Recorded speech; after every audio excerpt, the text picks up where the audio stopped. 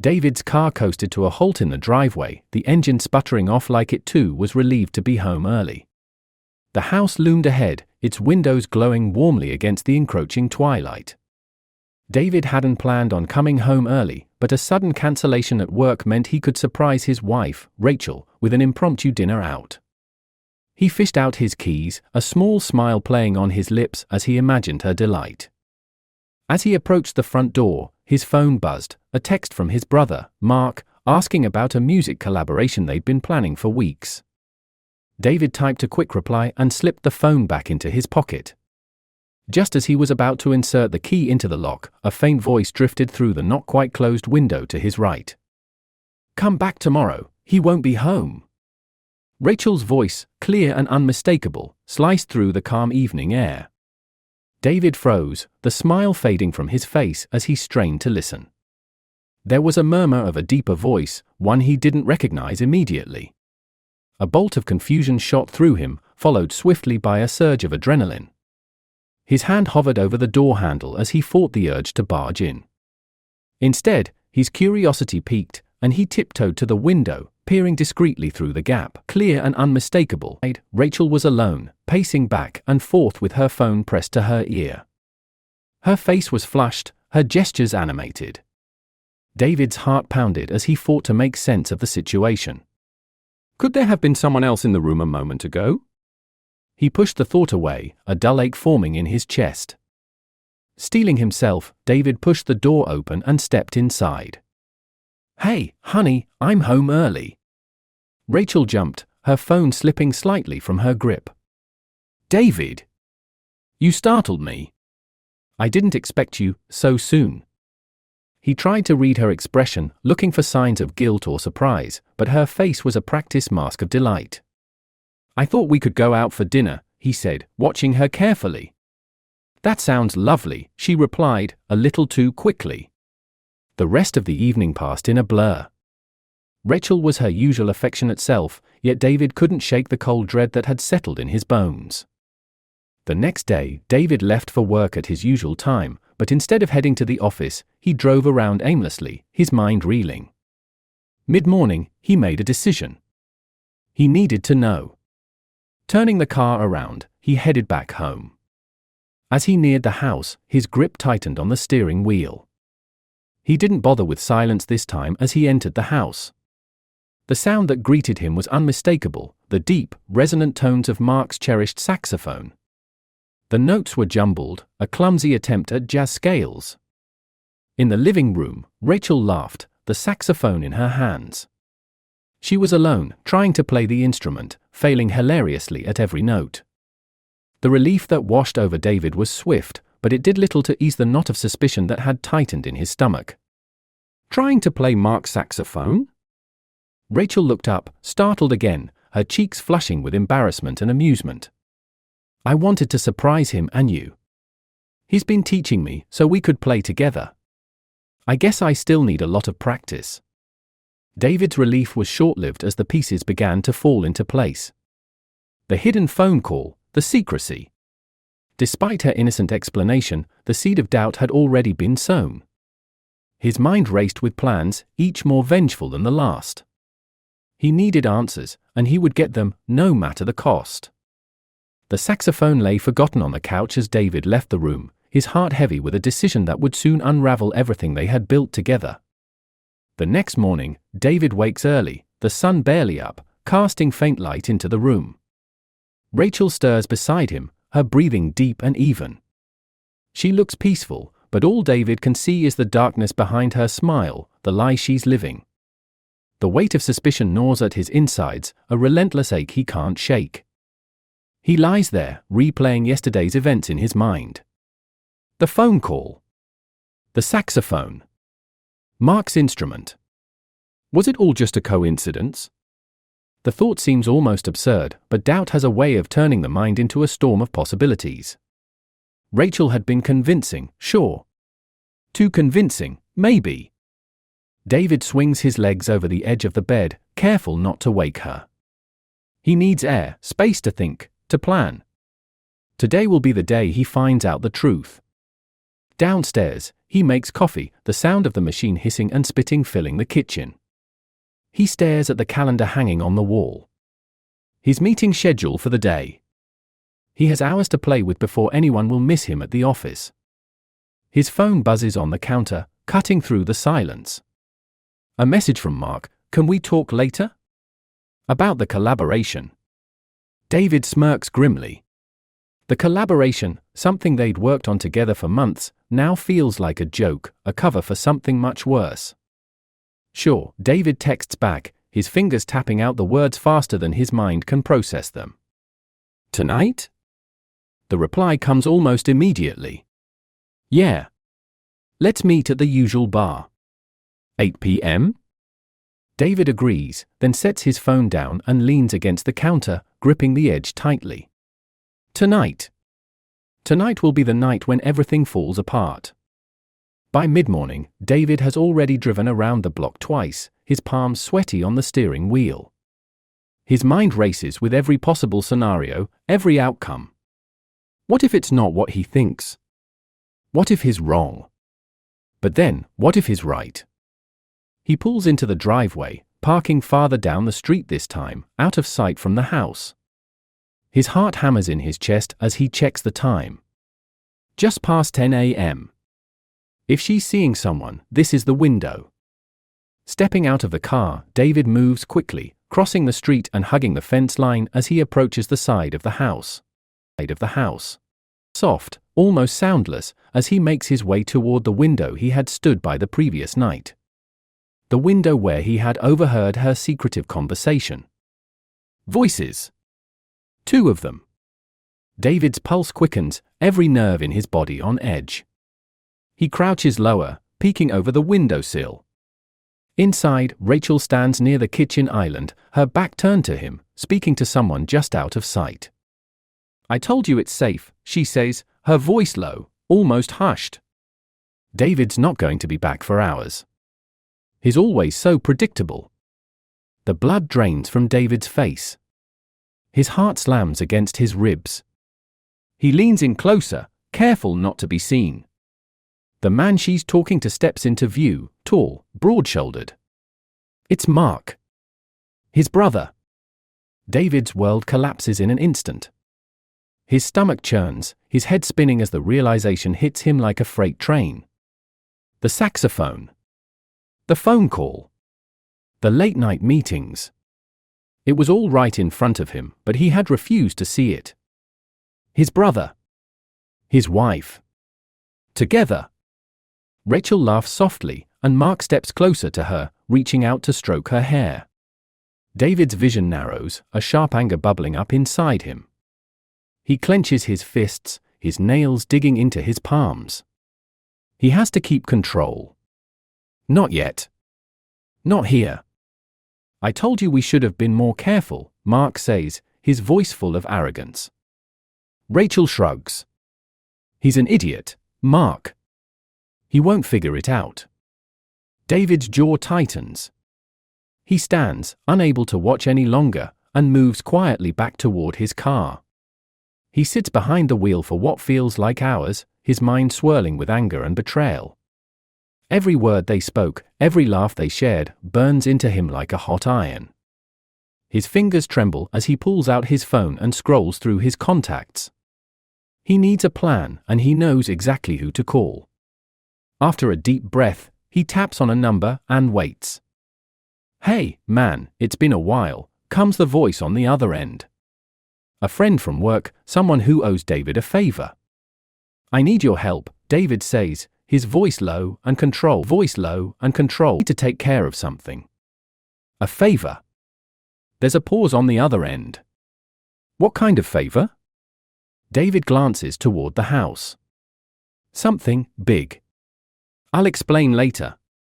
That evening, David sits at the bar, nursing a glass of whiskey as he waits for Mark to arrive.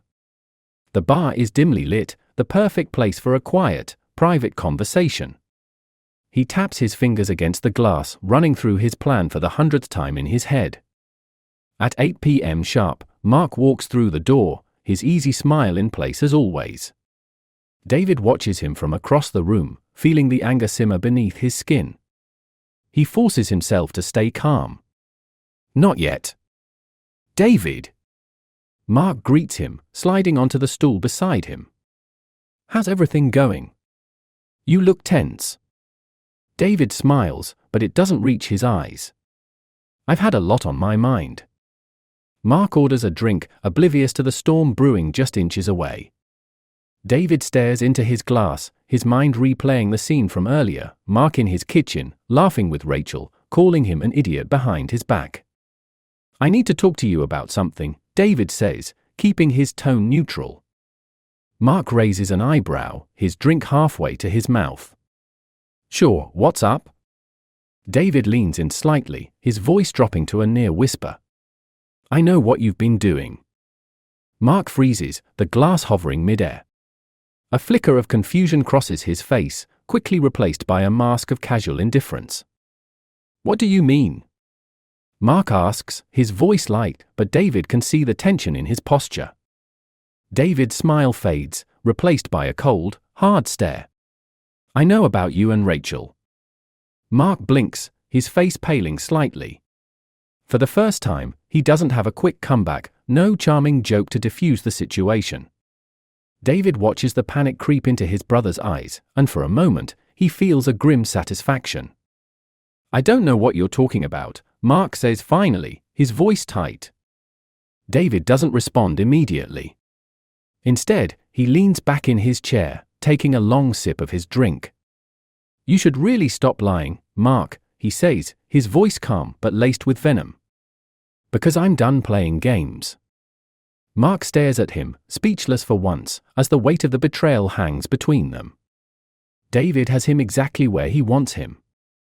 The next phase of his plan will destroy everything Mark and Rachel thought they could keep hidden.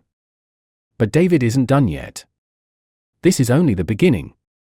David sits alone in his dimly lit living room, the weight of the confrontation with Mark pressing down on him. The bar's smoky air still clings to his clothes as he replayed the tense exchange over and over in his mind. Mark had tried to maintain his composure, but David saw the flicker of fear in his eyes, a fear that mirrored his own, though born from different emotions. He takes a deep breath, the bitterness of betrayal fueling his resolve. It's time to act. David knows he can't let this go unpunished. He needs to dismantle their lives piece by piece, ensuring that neither Rachel nor Mark can rebuild what they've destroyed. His phone buzzes on the coffee table, pulling him from his thoughts. It's the friend he contacted last night, the one who owes him a favor. David picks it up, hesitating for a moment before dialing. Hey, Tom, David begins, his voice steady. I need your help with something. It's important. Tom's voice crackles through the speaker. Sure, man. What's up? David outlines his plan succinctly, detailing how he intends to gather incriminating evidence against Rachel and Mark. He mentions needing access to certain documents, social media accounts, and any other information that can be used to expose their affair and manipulate their reputations. I can get you what you need, Tom agrees. But this sounds serious. Are you sure about this? David nods, though Tom can't see him. I don't have a choice. They've betrayed me, and I need to make sure they face the consequences. Tom pauses, the gravity of the situation sinking in. All right. I'll see what I can do. Meet me tomorrow at our usual spot, and we'll go from there. David hangs up, a sense of grim determination settling over him. The pieces of his revenge plan are beginning to fall into place. He knows it won't be easy, but the thought of reclaiming his life from the wreckage Rachel and Mark have caused gives him the strength to proceed. Later that afternoon, David returns to his car, his mind racing with strategies. He decides his first target will be Rachel's professional reputation. As a respected graphic designer, her portfolio and client relationships are her lifelines. If he can tarnish her image, it will have a cascading effect on her career. He pulls out his laptop and begins researching Rachel's recent projects, noting her high-profile clients and upcoming deadlines. David recalls an incident from months ago, a minor plagiarism accusation that Rachel vehemently denied. He digs deeper, uncovering emails and messages that hint at a more significant ethical breach. This information, if exposed, could severely damage her standing in the industry. Satisfied with his findings, David drafts a carefully worded email to Rachel's top client, subtly hinting at his concerns without providing concrete evidence. He knows it's a risk, but the uncertainty will sow seeds of doubt, prompting Rachel to scramble to defend her integrity. As evening approaches, David shifts his focus to Mark. He remembers that Mark has been struggling with financial instability despite his outward appearance of success. David knows that if he can exploit this vulnerability, he can force Mark into making desperate decisions that could lead to his downfall. He contacts Tom again, arranging a meeting for the following day. Together, they plan to dig into Mark's financial records, looking for discrepancies or hidden debts that could be used against him. David's mind races with possibilities: credit card fraud, undisclosed loans, anything that can be weaponized. That night, David lies awake, the events of the day swirling in his mind. He thinks about the life he once had with Rachel, the trust that was shattered in an instant. Anger and sorrow intertwine, creating a potent mix that propels him forward. He knows revenge won't heal the wounds, but it will restore a sense of control that he desperately needs. The next morning, David wakes early, the sun barely cresting the horizon. He heads to Rachel's office under the guise of needing to discuss a potential collaboration. Rachel is surprised, but pleased to see him, unaware of his true intentions. "David! It's been a while. How are you?" she asks, her smile genuine. "I've been better," David replies, his tone neutral. "I wanted to talk about your recent projects. They're impressive." Rachel beams, clearly proud of her work. David nods, hiding the simmering resentment beneath his composed exterior. He subtly slips the email he drafted into her inbox, ensuring it arrives before she can see it. As Rachel reads the message later that day, her expression shifts from confusion to panic. David watches from a distance, the first seeds of his plan taking root. Meanwhile, Tom meets with David, presenting a stack of financial documents related to Mark. They pore over the papers together, highlighting inconsistencies and potential blackmail material. David feels a surge of power. Each piece of information is another step towards his revenge. With the groundwork laid, David begins to execute his plan methodically. He sends anonymous tips to Rachel's clients, planting doubts about her professionalism. He leaks the financial discrepancies to Mark's business partners, undermining his credibility and trustworthiness. As days turn into weeks, the effects of David's actions become evident.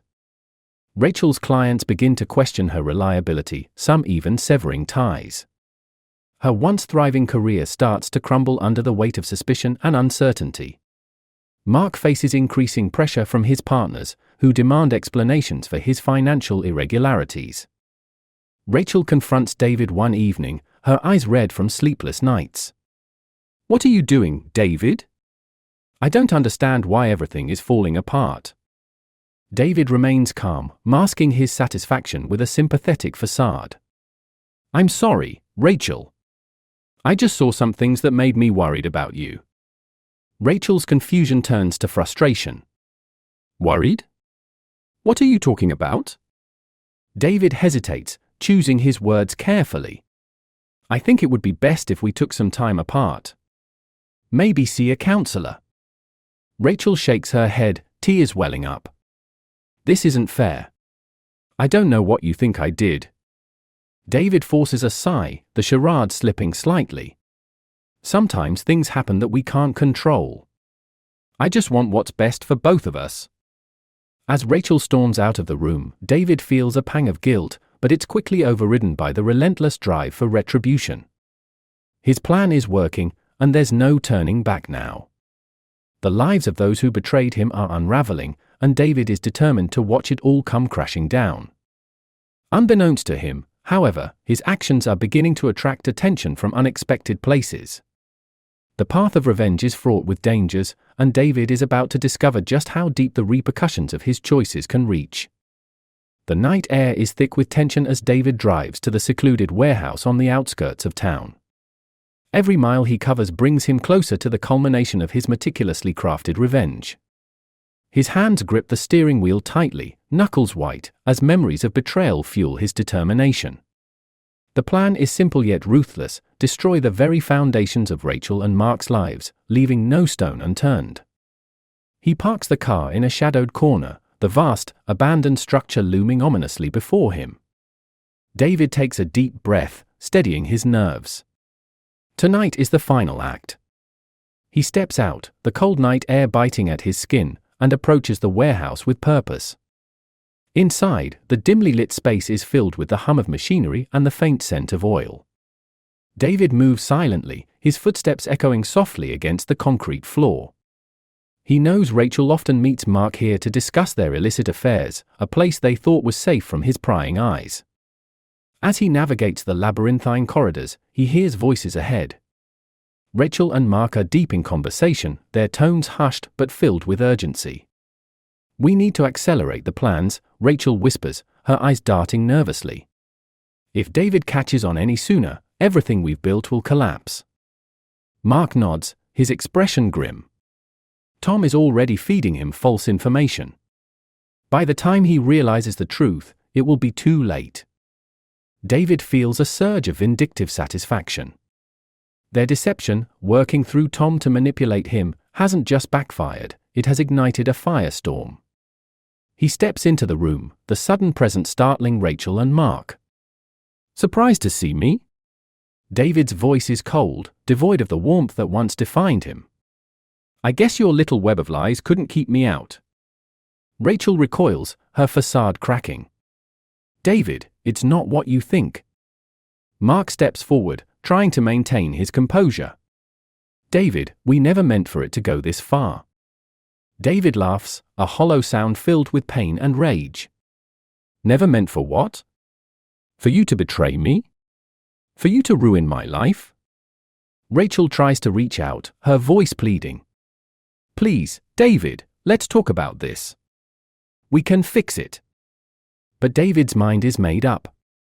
Every step of his revenge has been meticulously planned to ensure their downfall. He pulls out his phone, revealing a series of damning emails, financial records, and social media posts he's meticulously gathered. "This is just the beginning," he declares.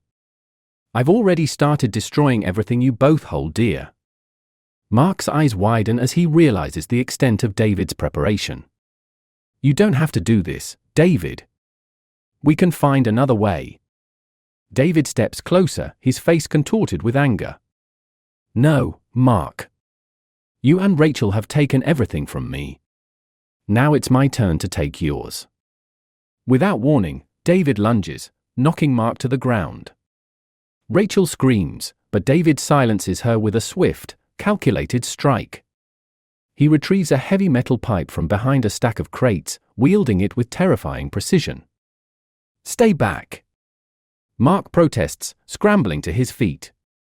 "You're making a mistake." David advances, the pipe raised high. "Mistake? You think this is a mistake? You betrayed me, Mark. Rachel. Now you're going to pay." In a blur of motion, David strikes, the metal pipe connecting with Mark's jaw, sending him sprawling unconscious. Rachel watches in horror as David turns his wrath upon her, the room filling with the sounds of shattered lives. As the final blows land, David steps back, breathing heavily. The warehouse is a scene of chaos and destruction, the culmination of his relentless pursuit of vengeance. He looks down at Rachel, lying battered and broken, and feels a momentary pang of doubt, but it's quickly overshadowed by his consuming hatred.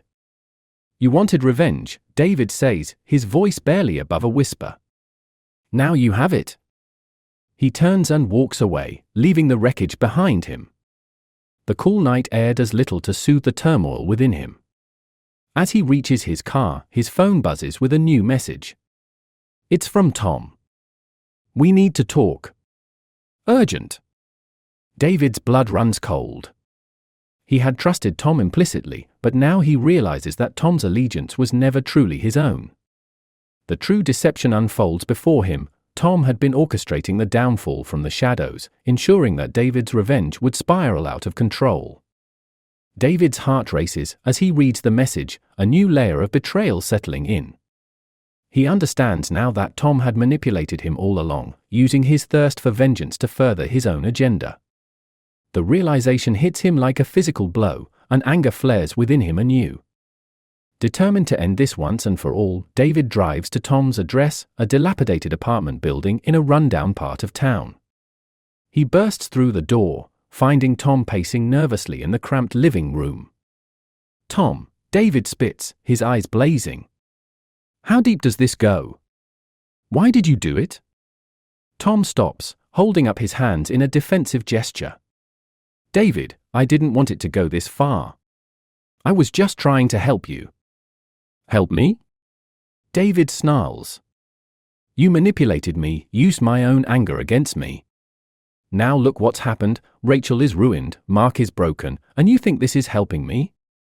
Tom steps back, fear evident in his eyes. "I didn't realize."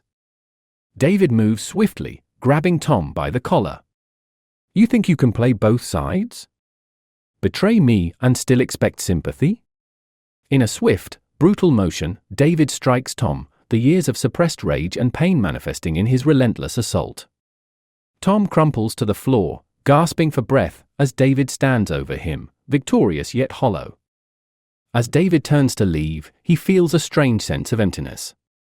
The path of revenge has led him to this moment of ultimate betrayal and destruction. The lives he sought to dismantle are in ruins, but he is left with nothing but the wreckage of his own soul. He steps out into the night, the first light of dawn breaking on the horizon. The city awakens around him, unaware of the dark saga that has unfolded in its shadows. David drives away, the weight of his actions pressing down on him. The taste of revenge is bitter, leaving him more alone than ever. In the distance, the sun rises, casting long shadows that stretch across the landscape, a stark reminder that in his quest for retribution, David has lost everything that once mattered. The cycle of betrayal and vengeance has left no winners, only shattered lives and broken hearts. As the city comes to life, David makes a silent vow he will never let betrayal define him again. But as the road stretches out before him, he knows that the scars of tonight will haunt him forever, a testament to the darkness that lies within the human heart. And so, the story of betrayal and revenge reaches its final note, leaving behind a haunting melody of love lost and trust shattered, echoing into the dawn of a new day.